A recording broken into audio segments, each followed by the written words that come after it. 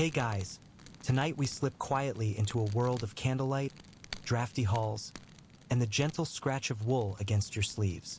We're not here for battle or bloodshed. We're here for something far more delicate, beauty. And as we begin, a friendly warning. You probably wouldn't survive this.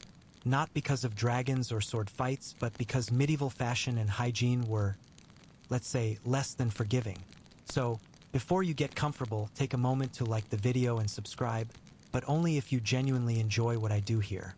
Leave a comment with your location and your local time, because there's something oddly charming about imagining people from all over the world winding down together.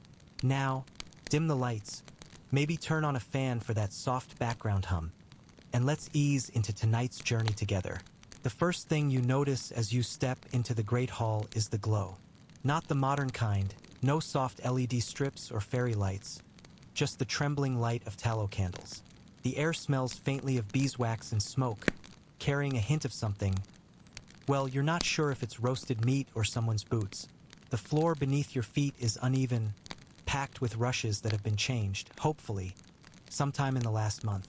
Shadows dance on the timbered walls, throwing the room into a living, shifting mural. And there, at the far end of the hall, under a canopy of faded tapestries, sits the lady of the manor. She is still poised, and in this world, stillness itself is a kind of beauty. You quickly realize that beauty in medieval times wasn't just about faces. It was about the way someone carried themselves, the way they stepped across a hall without tripping over their own hems, the way their head tilted just enough to suggest grace. If you slouched or shuffled like you were trying to sneak past the dog, you'd be noticed, and not in a good way. Historians often point out that height was highly prized. A tall figure was associated with strength, nobility, and even moral superiority. But here's the quirk.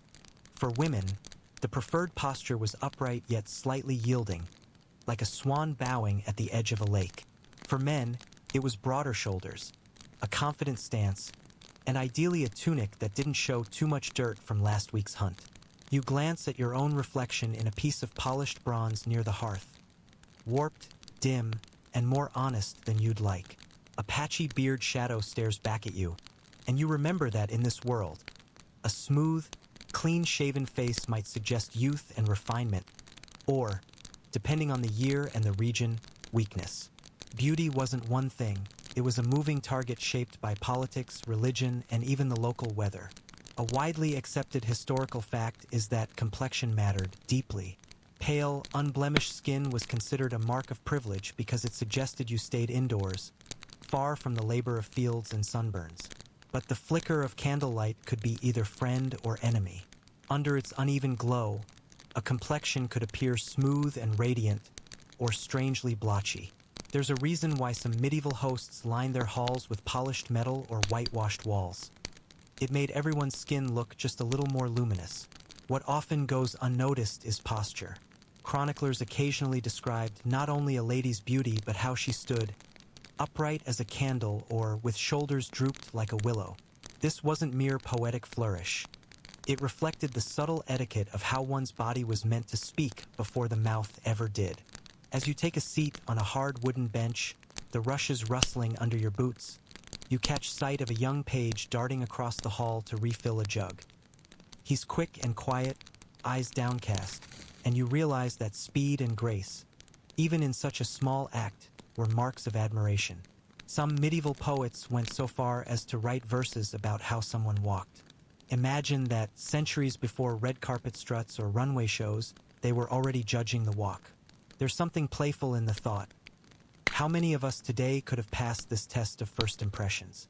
We might have the right skincare routine or haircut, but could we glide across a floor strewn with reeds and shoes with no arch support, all while keeping a straight back and an air of calm nobility? A quirky detail often forgotten is that medieval people sometimes blackened their teeth, not because it was fashionable, but because the rich diet of honeyed wine and sweetmeats could rot them so quickly. A noble smile might have been admired more for the shape of the lips than the state of what lay behind them. And here's one of those open questions historians still debate. To what extent were these beauty standards truly universal in medieval Europe? Chronicles from England praised fair, golden-haired maidens, while accounts from the Mediterranean often admired darker hair and eyes. Was there one standard of beauty, or many regional ones shaped by local culture and climate? A gust of cold air sneaks under the wooden door and flickers the candle flames. Someone nearby pulls their fur-lined cloak a little tighter, and you do the same.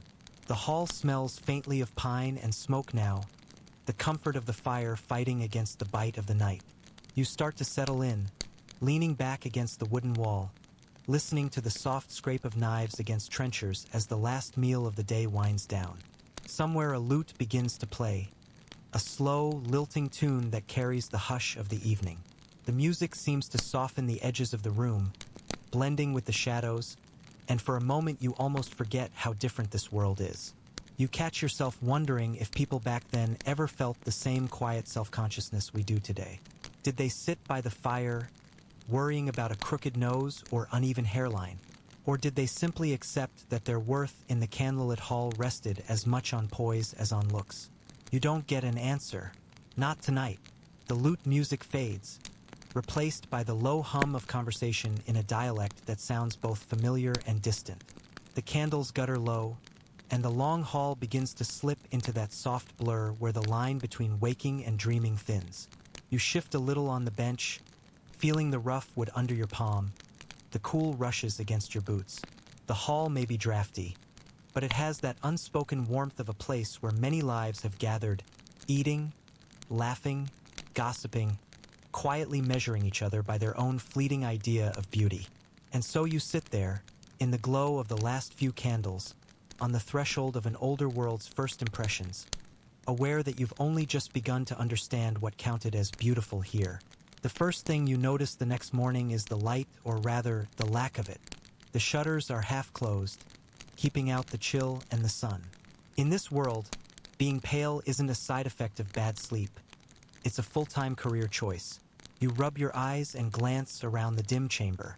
A lady of the house is seated at a small oak table near the window, tilting her head to inspect her reflection in a polished bit of silver. The surface isn't perfect, but she seems satisfied as she dips a soft cloth into a jar of something that smells like vinegar and crushed herbs. You lean a little closer and immediately regret it. The sharp tang of the mixture makes your nose twitch. A few centuries before dermatologists, the wealthy were experimenting with their own skin-brightening solutions, some involving lead, which probably explains why their glow didn't last very long. There's a bit of dry humor in the situation. Here you are, in a time when most people work outdoors in all weathers, watching someone actively avoid sunlight as if it were a mortal enemy. Pale skin is more than a preference. It's a visible marker of status. It says, "I'm rich enough to stay inside while other people do the farming." Historians agree on this fact. The fashion for pale skin was nearly universal among medieval European elites. Writers from France to England to parts of Germany praised milk-white or alabaster complexions in poetry and courtly tales. The idea wasn't new, the Romans had once admired paleness too. But in the Middle Ages it took on a sharp class distinction. You notice the lady dabbing at her cheeks with the mixture. The liquid leaves a faint, chalky film. Somewhere in the back of your mind, you think about how much lead might be in that little jar and decide not to ask. You probably wouldn't survive this beauty regimen either, at least not for long. The lesser-known detail is that pale skin was not only a class marker but often linked to religious ideals. Some theologians, writing in the High Middle Ages, associated paleness with moral purity and likened it to the radiance of saints depicted in manuscript paintings. They weren't necessarily prescribing beauty standards, but their words reinforced the link between fairness of skin and inner virtue. As you stand there observing, you can't help but wonder what outdoor workers thought of all this. Imagine toiling in the fields from dawn to dusk, only to be told your sun-darkened skin makes you less attractive. Did they shrug and laugh? Did they secretly resent the whole idea? Historians still debate the extent to which these elite standards trickled down to the rest of the population, or if, in rural communities, a healthy sun-browned face was simply seen as practical and strong. The lady now reaches for a small bowl filled with white powder, probably finely ground chalk or even flour, and brushes it gently across her forehead and cheeks. You shift your weight from one foot to the other, feeling an odd sympathy for the hours she must spend doing this each day. There's a playful thought that crosses your mind. You might have tried this too, back in the day. After all, if everyone at the feast looks like they've been living in a cave all winter, you wouldn't want to be the only one showing a tan line from yesterday's fishing trip. A soft knock at the door interrupts your musing. A young servant slips in carrying a small covered pot. The lady waves her closer and murmurs something you don't catch. The servant opens the lid, and the room fills with the faint smell of honey. You realize that not every skincare recipe was dangerous. Some relied on natural ingredients, like honey or rosewater, believed to soothe and soften the skin. The sunlight finally breaks through a crack in the shutters and spills across the room, landing directly on the lady's hand. She quickly shifts her position, as if she's dodging a spotlight. You can't help smiling. Modern influencers spend hours chasing perfect lighting, while she's hiding from it. As the morning stretches on, you find yourself remembering the candlelit hall from the night before. Under flickering flames, even the palest skin takes on a warm, uneven glow. Maybe that was part of the appeal. Beauty enhanced by soft shadows and the dance of light. And there's a moment of quiet reflection. How much of beauty in any age is shaped by the environment? In a world without electric bulbs, where the sun could age your skin and candles painted everyone in gold and shadow, perhaps fairness wasn't just about status. Perhaps it was about looking ethereal in a dimly lit room. You rest your hand on the wooden windowsill, feeling the grain of the oak under your palm. The shutters creak as the breeze presses against them. The lady finishes her routine and turns slightly, her face now a little paler, a little smoother in appearance, ready for the social rituals of the day. Your gaze drifts back to the narrow street below, where a merchant hauls a cart past a group of barefoot children playing in the dust. Their cheeks are flushed with the sun and the air of outdoor life. They seem unconcerned by the ideals of the chamber above. You wonder, not for the first time, how often these two worlds, the one of pale, powdered faces and the one of freckled, weathered ones, truly crossed. Did they influence each other or live in parallel, each with its own quiet idea of what it meant to be beautiful? The question lingers like the faint scent of vinegar and honey that still hangs in the room as the lady rises to leave. You leave the dim chamber behind and find yourself in another room. Smaller, quieter, with a single tall-back chair placed near a narrow window. The morning light filters in, pale and cool, catching the motes of dust in the air. Sitting in the chair is a young woman, a comb resting idly in her lap. She looks nervous, or maybe resigned. A maid stands behind her with a small pair of thin, sharp tweezers. You realize you're about to witness one of the strangest and most enduring quirks of medieval beauty standards: the pursuit of the high, smooth forehead. For a moment, you can't help touching your own hairline. It feels perfectly normal, but here it would have been considered far too low. In this place and time, a broad, unbroken forehead is not just a sign of elegance but of refinement and even intelligence. Poets compared it to the surface of the moon, smooth and luminous. Others claimed it hinted at noble thoughts unencumbered by earthly worries. The maid leans forward, plucks a few fine hairs from the young woman's hairline, and steps back to assess her work.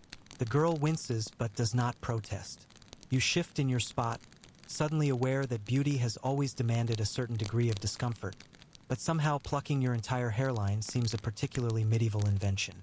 Historians widely agree that this fashion peaked in the late 14th and early 15th centuries, especially in parts of Northern Europe. Portraits of noble women from that era often show them with foreheads so vast they appear almost otherworldly to modern eyes.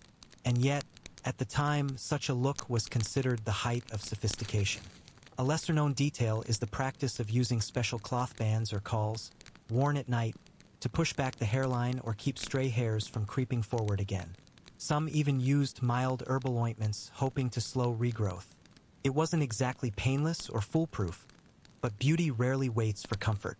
You watch as the maid takes another careful pinch of fine, fair hair. The girl's face remains serene, though her fingers tighten slightly around the arm of the chair. You wonder, not for the first time, what she thinks of this process. Does she believe, deep down, that it truly makes her lovelier? Or is it just another duty, like lacing up the heavy gown or practicing polite conversation? There's a bit of humor in it, though. A wry, modern voice in your head mutters that entire centuries were devoted to creating foreheads so large you could practically rent them out as advertising space. And yet here in the quiet room, the ritual feels oddly solemn, almost meditative. You recall that some medieval poets described these lofty foreheads in breathless terms, calling them meadows of thought or fair fields for virtue. You're not entirely sure if they were being sincere or just trying to impress a patron, but the words stuck, and the fashion lingered for decades. A gust of wind rattles the shutters, and the young woman glances toward the window, then back at her maid, who has now moved to smooth the remaining hair with a dab of scented oil. The smell of lavender fills the air, softening the sharpness of the moment. You shift again and notice a small ivory comb lying on the table, its teeth worn smooth with use. The comb would have been an everyday tool, but in this setting it feels almost like a relic, an object tied to the slow, deliberate crafting of an appearance. An open question historians still debate is why this particular ideal of the high forehead caught on so strongly. Was it inspired by religious art, where saints and angels were often depicted with serene, wide foreheads? Or was it more practical, linked to the headdresses of the time, like the tall, pointed hennons, that framed the face in a way that made a higher brow seem elegant? You don't get an answer, of course. History often leaves us with the results but not the reasons. As the maid steps back, satisfied at last, the young woman rises and crosses the room to a small mirror, no more than a polished disc of metal set into a wooden frame. She tilts her head, studies her reflection in the uneven surface, and then nods, as if to say the small pain was worth the grace it brings. You glance at the window and see the faint outline of the castle's courtyard below, where a pair of boys chase each other with wooden swords. Their shouts drift upward, lively and unrestrained, a counterpoint to the stillness in the chamber. You imagine the girl stepping out later, her forehead smooth and bright beneath the edge of her headdress, admired in passing by others who will never know the small daily rituals behind that look. The maid begins to tidy up, brushing the plucked hairs into a small wooden box, perhaps to be discarded later or simply swept into the hearth. You watch her move with quiet efficiency, as if this were as ordinary as sweeping the floor. There's something oddly human in the scene. The quiet vanity, the unspoken hope that appearance might open doors or soften judgments. You realize that in every age, there's been some tiny detail people fixate on, convinced it holds the secret to being noticed, admired, remembered. The light in the room shifts as a cloud passes over the sun. The high forehead, for all its fashion and fuss, looks no different in the soft shadow. You wonder if anyone ever pointed that out back then. That beauty, for all its rules, always depends on the light that falls upon it. As you step back toward the door, you hear the faint creak of the chair as it settles in the empty space, a reminder that today's ritual is over, but tomorrow's will begin again, just as painstakingly, just as quietly. The scent of lavender fades as you step down a narrow spiral stair and out into the castle's courtyard. The late afternoon sun slants across the cobbles, catching in puddles left by a recent rain. Somewhere a stable boy is humming, brushing down a restless horse. It's market day just beyond the castle gate. You can hear the soft hum of voices, the clink of coins, the occasional sharp bark of a dog. You drift toward the noise and find yourself standing at the edge of a lively square. Bright banners flap lazily in the breeze, and the air smells of fresh bread, warm wool, and the faint metallic tang of the blacksmith's stall. Here, beauty isn't confined to candlelit halls or quiet chambers. It's out in the sun, on display, and you begin to notice the way hair, the color of it, the texture, the way it's dressed, can draw the eye as much as a fine tunic or gown. A group of young women huddle near a vendor selling ribbons and combs. Their veils are pushed back just far enough to reveal the glint of their hair beneath. One of them has a mass of pale, honey-colored braids coiled at the nape of her neck. The vendor gestures with a long ribbon, describing in quick words how it would set off her golden tones even better. You notice the way a few others glance at her, some admiringly, some perhaps with a flicker of envy. Historians often note that blonde hair, especially in Northern Europe, was held up as a standard of loveliness for centuries. Writers described it as sunlit, angelic, or even thread of gold. It wasn't universal, though. In parts of southern Europe, darker hair had its own prestige, praised in poems for its richness and depth. Still, the fascination with fair hair persisted in much of medieval art and literature. A lesser-known detail you overhear from a gossiping fishmonger is that some women resorted to curious methods to lighten their hair. Everything from soaking it in chamomile water to sitting in the sun with a paste of saffron and alum. You're not sure what's worse, the smell of the paste or the hours spent sitting under the summer sun with a sticky scalp. On the far side of the square, a man sits on a three-legged stool while a barber works at his beard with a sharp little blade. The man's head is tilted back, his eyes half closed, as if bracing for the inevitable nick. You edge closer, intrigued. The barber, a lean fellow with sleeves rolled up, wields his blade with brisk confidence. His tools are laid out on a nearby cloth. Shears, razors, and a strange little set of tweezers that you hope aren't for anything too personal. Men's hair and beards, you realize, carry their own unspoken messages. A smooth face might suggest youthful refinement or even clerical aspirations, while a full, carefully trimmed beard could be read as strength, authority, or maturity. Historians agree that these fashions varied by time and region. In some centuries, the beardless look was in vogue for nobles and courtiers, reflecting ideals of a boyish, almost ethereal elegance. At other times, a strong, shaped beard signaled dignity and worldly power. You catch a lesser-known detail as the barber dips a cloth in a basin of tepid water. Barbers often doubled as minor surgeons, performing bloodletting or tooth-pulling on the side.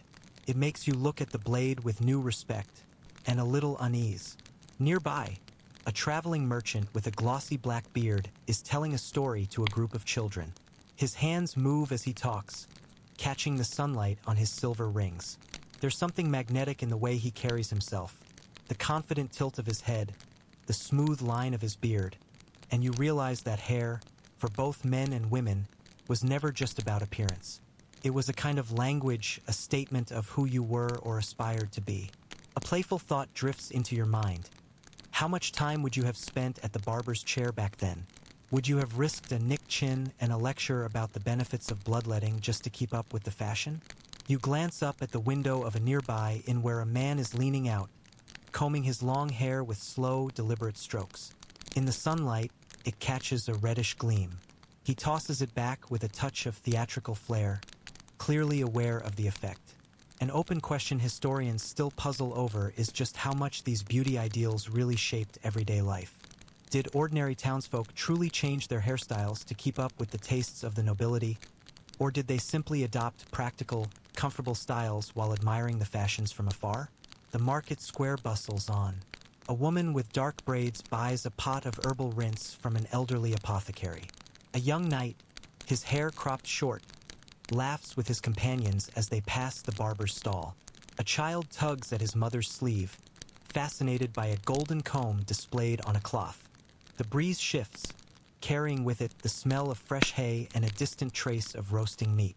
You find a place to lean against the warm stone wall of a shop, watching the play of sunlight on ribbons, on beards, on the shimmering strands of hair as people move through the square. There's a quiet continuity in the scene. Different time, different tools, yet the same age-old gestures.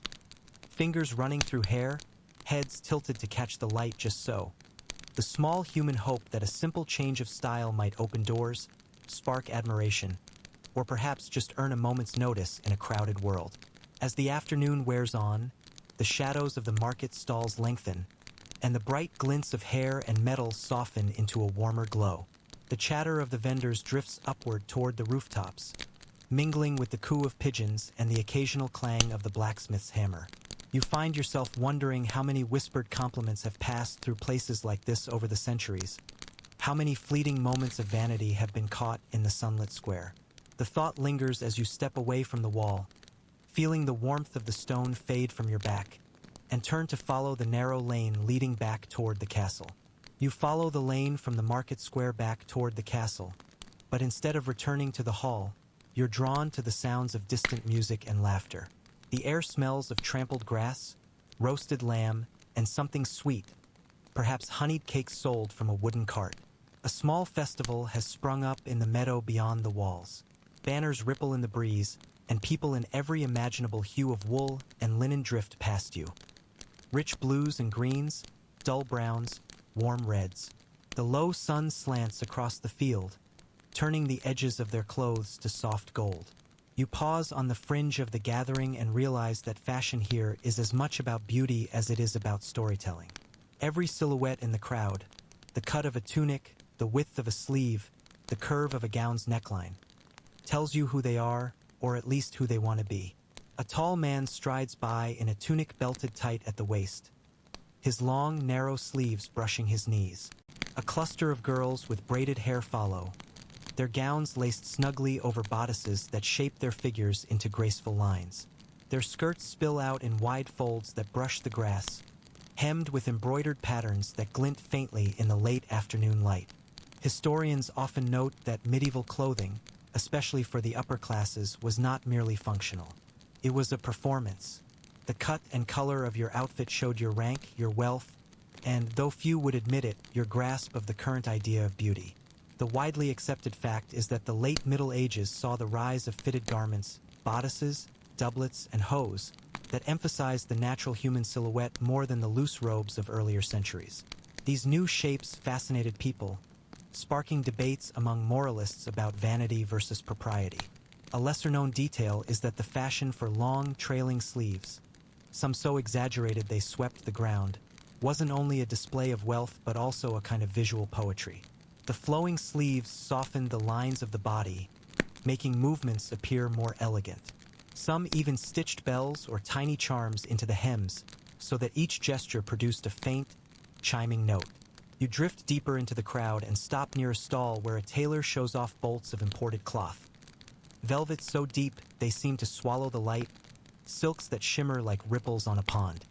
He speaks proudly of the dyes, naming them as if they were old friends. Madder red, woad blue, weld yellow. Each color carries meaning, some restricted by law to certain classes, others prized for how they set off a pale cheek or a dark brow. You notice a young woman adjusting the laces of her gown as she talks with a friend. The bodice is drawn tight, creating the fashionable long-waisted look admired in courtly circles. The friend, less well off, wears a looser kirtle that shifts easily as she moves. The contrast is subtle but telling, one look meant for display, the other for daily ease. A group of boys run past, laughing as they trip over their pointed shoes, so long and thin at the tips that one wonders how anyone managed a quick escape in them. These shoes, known as polaines, had been the height of fashion in certain decades. Moralists complained about their vanity. Practical people just complained about their tendency to catch on cobbles. You can't help but smile at the sight. Even in a world of swords and plagues, people found time to argue over whether their shoes were too pointy. An open question historians still explore is how much these changing silhouettes reflected deeper shifts in society. Did the move toward more fitted garments show a growing focus on the individual, on the beauty of the human form, after centuries of looser, more concealing robes? Or was it simply the natural ebb and flow of taste, shaped by trade, wealth, and new techniques in tailoring? You pause near a small stage where a troupe of dancers is performing.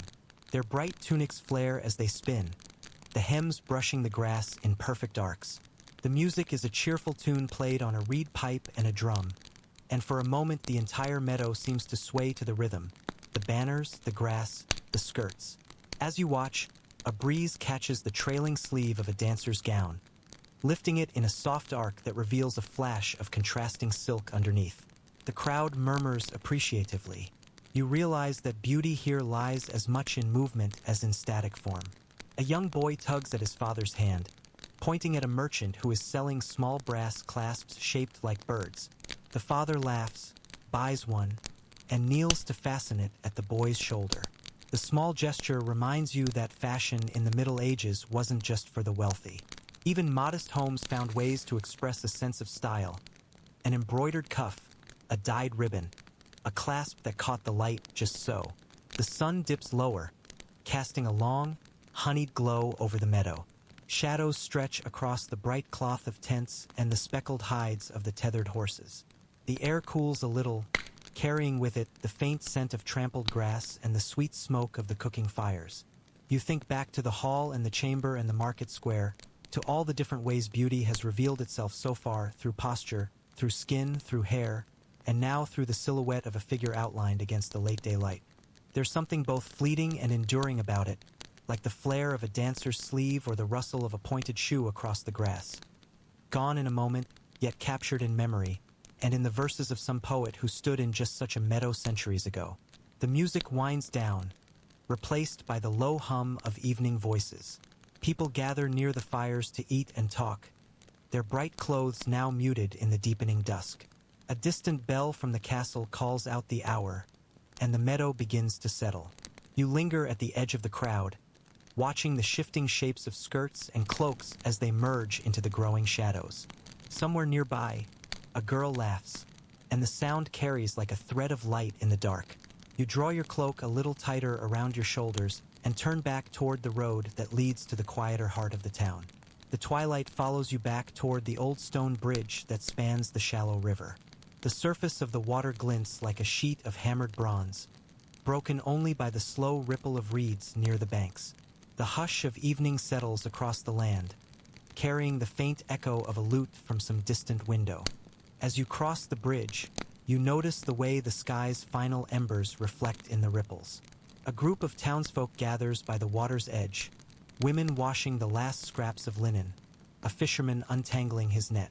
The quiet routine of their movements, the simple shapes of their sleeves rolled up past the elbows, brings to mind another facet of beauty. Not grand nor adorned, but woven into the rhythm of ordinary work. You follow the river upstream until the path curves to a low hill where the abbey stands. Its walls are pale in the dying light, its windows glowing faintly with candle flames. The faint scent of beeswax and damp stone drifts from the open doors. A bell tolls vespers, slow and deliberate, as if the hour itself were leaning toward sleep. Stepping inside, you find the nave half-lit by lamps that sway on long chains. The cool hush of the space wraps around you like a cloak. Along the walls, saints' faces gaze out from painted panels, some serene, some almost stern. Their features are long and delicate, their hands raised in gestures of blessing. The pigments, lapis for robes, gold leaf for halos, still shimmer even after centuries. A choir of boys begins a plain chant. The sound rises and folds back upon itself like soft waves. And in that moment you realize that beauty here is less about appearance than about harmony. Line, proportion, and voice joined in order. Medieval thinkers often spoke of beauty in precisely those terms. The right balance of parts, whether in a building, a song, or even a life. Historians widely agree that medieval concepts of beauty were rooted in this idea of harmony, inherited from the ancient philosophers. A cathedral window, a psalm, even the pattern of a garden could all be judged by how well they reflected a sense of divine order. A less widely known fact is that scribes sometimes added tiny painted flowers, birds, or even humorous creatures in the margins of solemn religious books. These marginalia were playful and often irreverent, little bursts of humanity in a world that otherwise aspired to lofty ideals. Their presence suggests that even the medieval sense of harmony made room for whimsy, for the delight of small and unexpected things. You walk along the side aisle and pause beneath a carved pillar. Its capital is a swirl of vines and leaves, but tucked among them is a rabbit, nibbling at an acorn as if unaware it has been frozen in stone for centuries. You smile at the thought that some mason once decided to hide this gentle detail here, unseen by most who passed. A breeze slides through the door, stirring the flames in the candles. Shadows shift across the painted saints and the pale stone floor. You hear the faint creak of a door opening somewhere in the cloister and the slow tread of sandaled feet. The monk who enters moves like a drifting shadow. His robe is coarse wool, unadorned, cinched at the waist with a rope. His tonsured head gleams faintly in the lamplight. His face, though lined with age, has a certain quiet grace, born not of fashion, but of long years spent in stillness and prayer. It strikes you that medieval people would have recognized such inner composure as a kind of beauty, just as surely as they admired the embroidered hems of a noble's gown. An open question among historians is how the medieval world reconciled this dual vision. The delight in worldly color, fabric, and shape on the one hand, and the austere admiration for the spirit on the other. Was the tension as sharp in their minds as it seems in ours? Or did they see both as facets of the same order, outer form reflecting inner light? You find a seat on a wooden bench near the wall. The cool of the stone seeps gently through your cloak. The chant continues, slow, deliberate, the notes rising into the great curve of the ceiling, then falling back like petals settling on water. The sound makes you think of the river below the bridge, of the banners in the meadow, of the quiet dignity of a farmer's calloused hands. The candles burn lower. The last strip of daylight fades from the tall arched windows. In the deepening shadows, the faces of the painted saints and the carved rabbit seem to retreat into silence, yet their forms remain, testimony to the enduring medieval belief that beauty, however fleeting in the world outside, could be caught and held in wood, stone, and pigment. For a long while you sit without moving, listening to the plain chant until it thins into silence. When you rise, the night has settled gently over the abbey. The air outside is cool and carries the scent of damp grass. The stars are faint but steady, scattered like pale sparks across the velvet dark. You make your way down the hill, the glow of the abbey's lamps shrinking behind you. The river murmurs softly as you cross the bridge again, and somewhere far off, a dog barks once and then is quiet.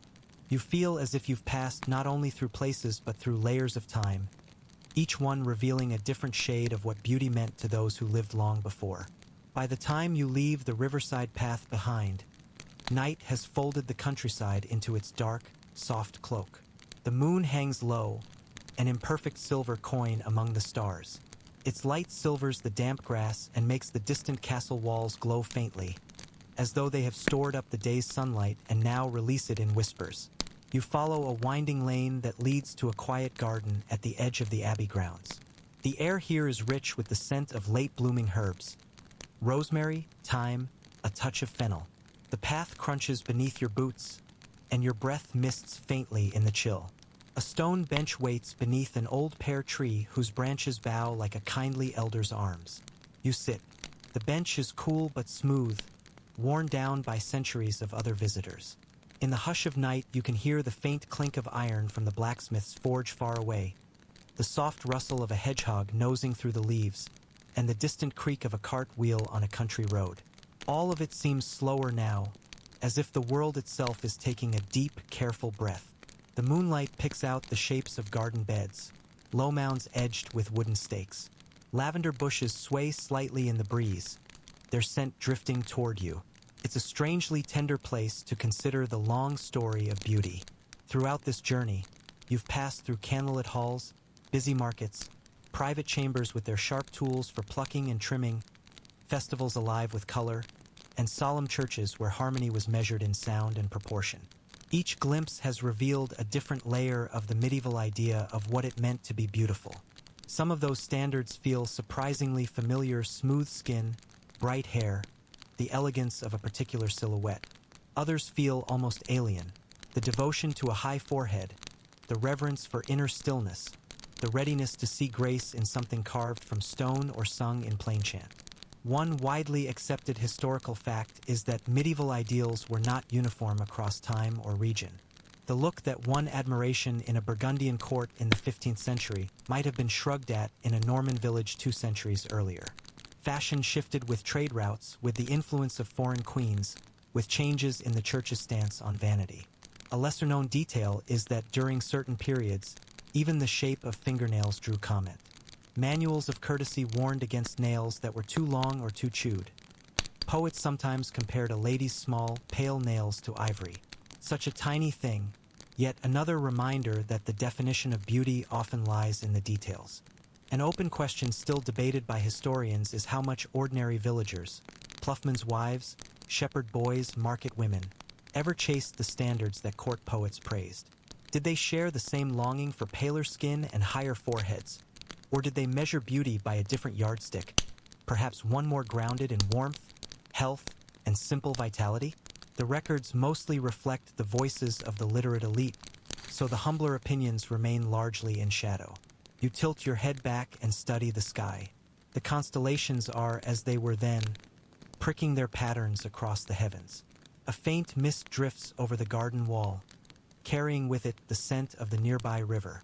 A night bird gives a low, throaty call. It feels right to linger here, to let the senses rest after the long path you've walked.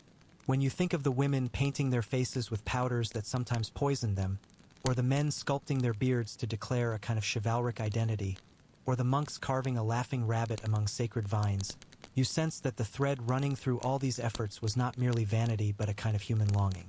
The desire to be seen, to belong, to give form to the fleeting. Some medieval notions of beauty have faded almost completely.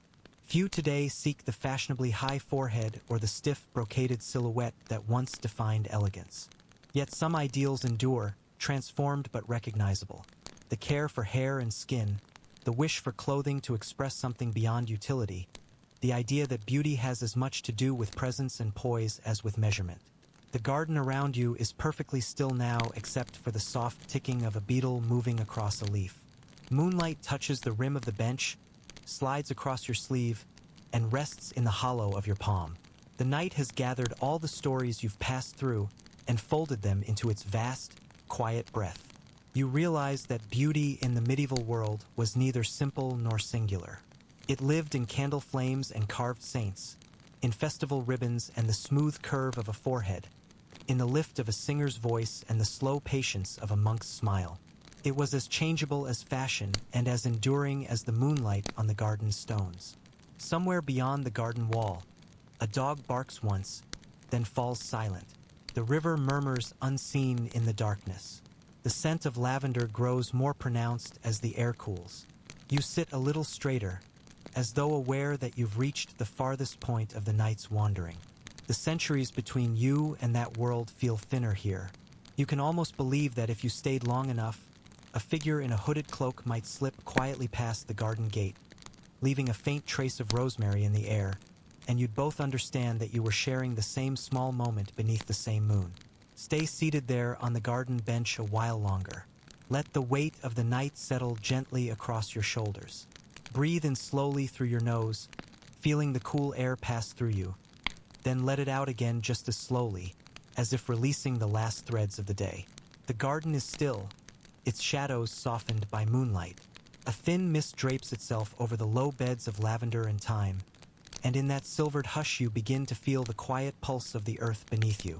The distant river murmurs like a voice speaking in sleep, a sound without words, steady and reassuring.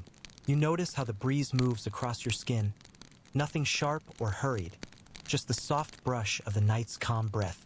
The scents of herbs drift toward you, rosemary's dry sweetness, lavender's cool balm. Each inhale slows your thoughts a little more, as though the mind itself is laying down its burdens one by one. Your gaze rests on the garden wall, on the shape of ivy leaves outlined in moonlight. The longer you look, the more they seem to dissolve into gentle patterns of shade and silver. Behind you, the old pear tree creaks faintly, a slow, kind sound, like an old house settling deeper into rest. You remember the candlelight in the hall, the music of the lute in the square, the carved rabbit hidden in the pillar's leaves. Each image drifts forward for a moment, then softens and folds back into the quiet.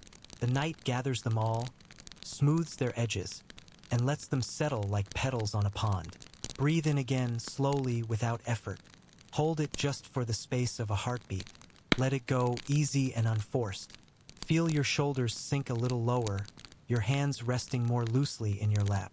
With each breath, the garden grows stiller, as if it too is listening. Above, the stars keep their patient watch. One of them seems to flicker a little more brightly, then steadies again. The moon's pale light touches the tops of the lavender stalks, silvering them so they seem to float in a faint mist. If you let your eyes drift half-closed, the shapes of the garden blur into a soft watercolor of shadow and silver. Your breathing finds a slower rhythm. Quiet in, quiet out, until the world feels less like a place you're visiting and more like a gentle presence holding you. Let the night be wide enough to hold you, the garden still enough to welcome your rest. Allow yourself to drift with the slow breath of the river, the turning of distant constellations, the calm, steady rhythm of your own heartbeat. You do not need to hold onto any of the images or the details. They can slip quietly away, like footsteps fading down a soft earthen path. What remains is the sense of having touched a distant time, and of being, at this moment, unhurried and at peace. Let your eyes close fully if they have not already. The cool air carries the faint scent of lavender, and the earth beneath the bench feels solid, ancient, and kind. The moon will keep its watch. The garden will keep its gentle silence. The river's murmur and the soft brush of the breeze will be the last sounds you notice as your thoughts loosen and drift. Let them guide you toward that calm place where the mind grows quiet and the night deepens. End of script. Sweet dreams.